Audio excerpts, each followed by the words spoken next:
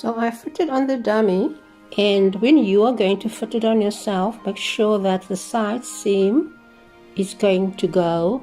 The side seam of the skirt needs to go down the middle, the middle of your body, and not like the side seam shouldn't be like over here. It should be like straight down the side to determine your buttonhole. So you have to fit it on to exactly find out where you want to have the buttonhole. They have it on the pattern, and I think I fit it on, and mine is going to be down here.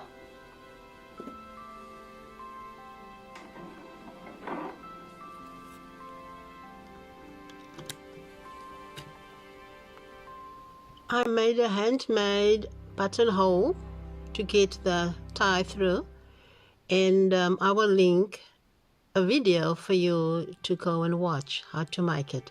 Otherwise, you can just use your sewing machine and make your buttonhole.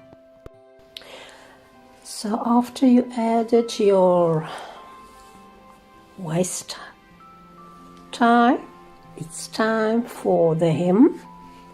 And at this stage, I recommend that you fit it on to see exactly where it's hanging. And then you can decide how wide the hem needs to be. Now I was thinking I'm going to add a lining sometime. I might not.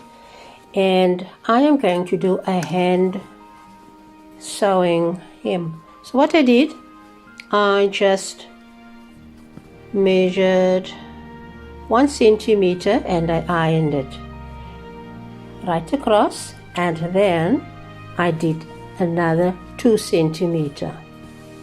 So I press it nice and flat, and I'm going to do a hand sewing stitch for my hem.